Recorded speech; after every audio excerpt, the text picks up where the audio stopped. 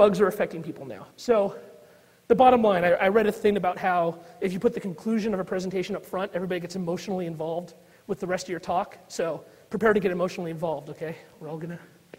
Okay, how does Ajax change web apps? This is the conclusion. I'm gonna go through it real fast because we'll go back through this in detail. Discovery, enumeration, parameter manipulation. This is the crappy part of a web pen test, but the part that always gets you a lot of bugs is finding all of the things a web application does and then trying them and doing what it's not supposed to do, right? This is things like changing the amount of money you pay for something in a web store, right? Who here bought something off the internet like in 1995? Did you pay the actual price for it, or did you get it for free? Yeah, that's right. It's okay that statute of limitations run out by now. Right, because everybody's shopping cart app on the web had little hidden fields that said the prices of all the items in your shopping cart. That's how they stored that state back then in 1995. They're not as dumb as that anymore, but there's still a lot of parameter manipulation attacks. These are hard to find, problems in which the application does something stupid when you ask it. In the Web 1.0 world, to find these bugs, you would have to log in with an app, with a valid login and spend all day playing with the site while recording all of your traffic to see all of the different things the website can do, right? If it's a bank application, you got to transfer money, and you have to go open a new account, and you have to go change your preferences. You got to do all this stuff because you have to find out what all the URLs are and what all the parameters are before you can go back and then try all the stuff and do it poorly, right? Make sense?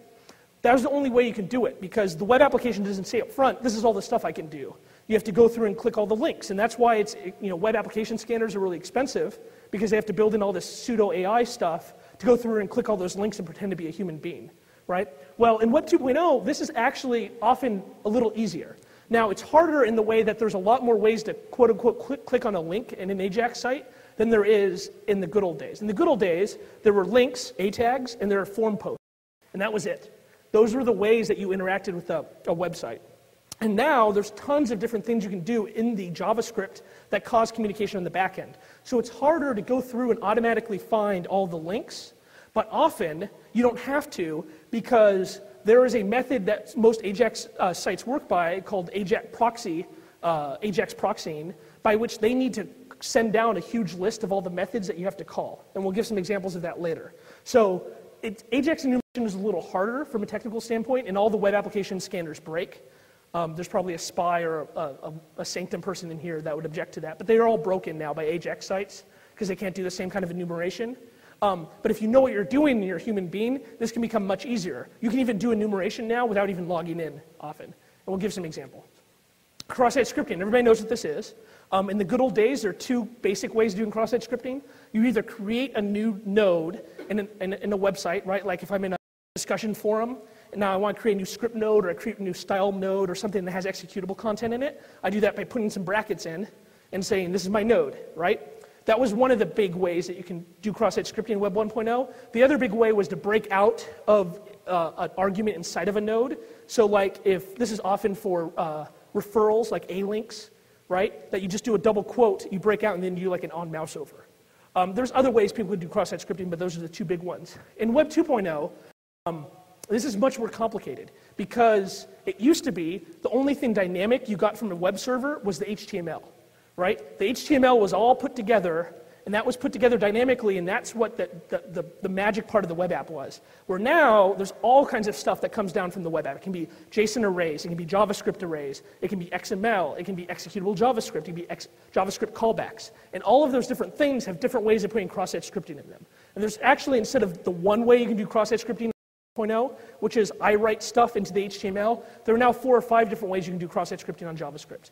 The downside for attackers is you can't do script alert, I own your ass, /script, and as your standard test anymore, right? Because this doesn't catch most of the bugs on cross-site scripting for Ajax.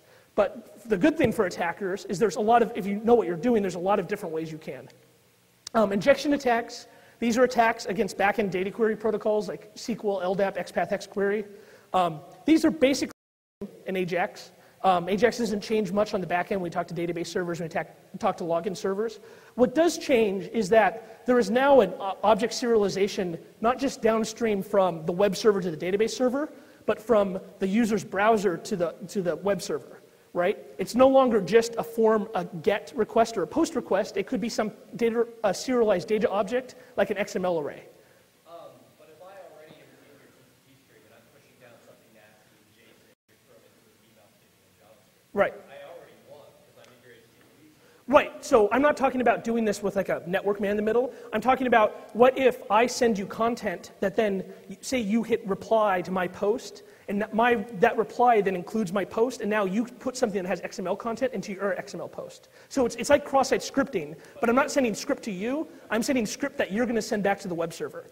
I've seen this a couple of times, it's not that common, we're not gonna talk about it in detail, because this is basically a can work in, but if you have upstream from the web client to the web server, something like JSON or XML or something, you have to think about, make sure that those special characters don't get into that stream from bad guys. And cross-site request forgery. We'll talk about this in detail. This is my favorite new, it's not really new, but it's kind of new in people's minds, web attack. This is really, really bad in Ajax in some situations, and we'll talk about it in detail. Okay, any questions on the conclusion, which there should be, right, because I didn't give you the details of any of this stuff. But any questions before I get to the details? Okay, so this is the part we have to go through real fast, the background. Before there's Ajax, there's these iframes. You can load them hidden, and you can do stuff asynchronously. That's the old way of doing it. Now you have this thing called the XML HTTP request object. You can do it in Mozilla. You can do it in ActiveX. IE7 is now going to have this as a native object. If you guys care about this stuff, you can read the slides later. This is how you use the XML HTTP request object. What's good about it is that you can have arbitrary structure of content in XML HTTP request. You have to have name value pairs was the only way you used to be able to interact with the web server, right? Either name value pairs in a GET request or name value pairs in the body of a post, right? Those are the two only ways, and now XML HTTP request allows you to do lots of stuff. You can have any kind of arbitrary content going up and downstream. It can do all kinds of different stuff. You can do upstream, and this is upstream from the user to the web server. You could do all kinds of things. Oh, I'm sorry, we're talking downstream. So I've done an HTTP up using XML HTTP request, and now I get some stuff back. I can get back XML. I can get back full JavaScript, meaning JavaScript that by itself is totally legal and valid. This then gets wrapped in a JavaScript eval and runs within the context and then goes and updates the page. JavaScript arrays, which are just array functions that you come down, you declare some new arrays, and then the JavaScript goes back and checks its data structures to see what's changed. A type of JavaScript array is called JSON. This doesn't look like it, but this is execute JavaScript right there. That's a JavaScript literal. If you run this code in an eval, you will end up with a JavaScript array called zip codes with these as members. Atlas, which is Microsoft's custom framework, which looks just like JSON but is completely incompatible, which is shocking. Somebody embraced and extended JSON. And Google Web Toolkit, since we're lapping in Microsoft, Google Web Toolkit is actually completely incompatible with JSON and totally custom. It has nothing to do with anything else, and we'll talk about those in detail. Upstream, we have the classic things like our classic HTTP gets, right? You put a question mark and then a bunch of name value pairs with question marks separating them, right? Everybody's seen this. You can do posts, which means I have an URL like we saw before, like here, but in the body of the request, there are name value pairs like this. This is the traditional way of doing an HTML form. A lot of Ajax frameworks still simulate this, even if they're using XML HTTP request. We can do upstream SOAP. I've only seen this in practice in one situation. It was for an internal website. These people that make things like Siebel and SAP and PeopleSoft and all the internal big enterprise software, they don't like making clients for Linux and Mac OS and Windows and having to support all these clients, right? So they're moving over to JavaScript Ajax clients instead of having to support all these thick clients. And so one of the easy ways of doing that, do you guys want the lights on or off? Bow, wow, wow. Thank you. And so one ways to do that is because all these guys expose already a SOAP interface, is that you create a SOAP interface in JavaScript that then takes the SOAP and turns it into a web page. In this situation, the framework was about 1.2 megabytes.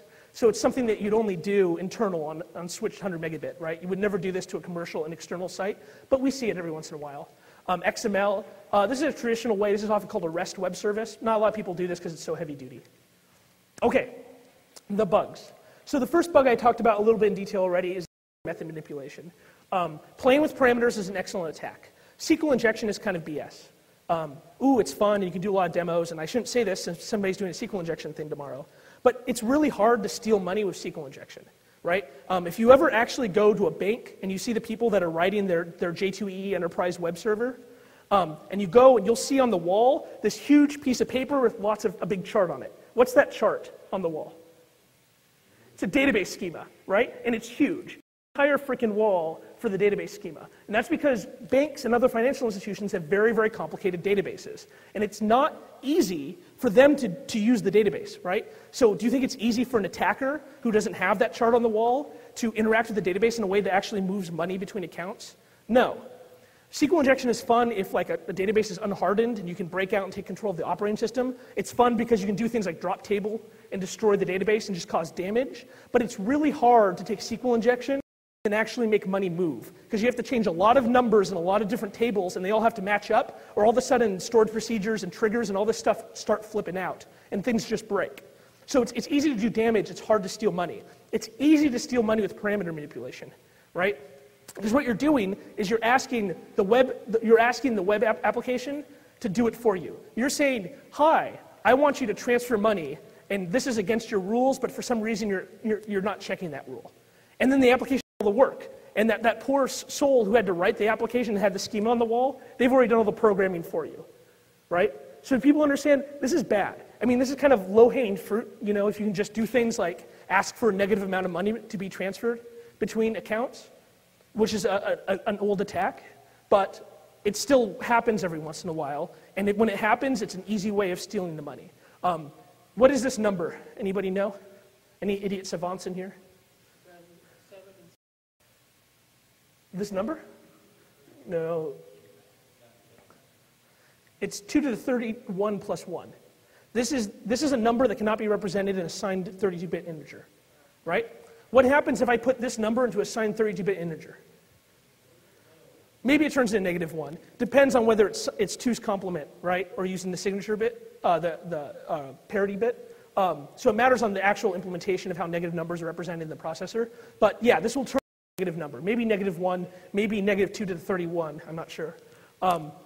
But one of the, this is the kind of parameter manipulation attack that still happens, right? Say you have a web application and it uses, the magic 64-bit Java integers that automatically size themselves, and it looks at this number and it says, I've got input filtering. I'm not supposed to let people transfer a negative amount of money. This is a positive number, right? Because in the Java integer, it is a positive number.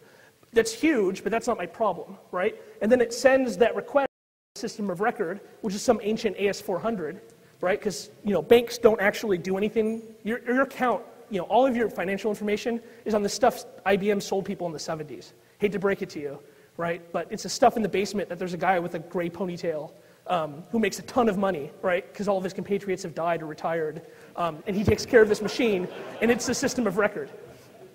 I apologize to anybody here who's actually old enough to learn kicks, but anyway, so it sends this number, this huge number, back to AS400. AS400 represents it perhaps as a 31-bit signed integer. It becomes negative. It transfers a negative amount of money from one account to another, maybe -$5 million. And so your checking account has -$5 million in it, and your savings account has $5 million in it. And then you walk into a bank and you get a check cut for that $5 million in the savings account before all their stored procedures run and figure out that this is wrong. Right? That's the kind of parameter manipulation stuff that actually happens. And this is a true story. We actually did steal $5 million. It turns out the Secret Service isn't like that. They would rather you do a proof of concept with like $1. But so it's an argument for using dev systems or QA systems during pen tests. But anyway, parameter manipulation still exists. Is there an easier way to do parameter manipulation in AJAX? Well, it turns out there's two basic types of AJAX. There's client-server proxy AJAX and client-side rendering AJAX. Client-server proxy is a very popular way of doing AJAX in which you have this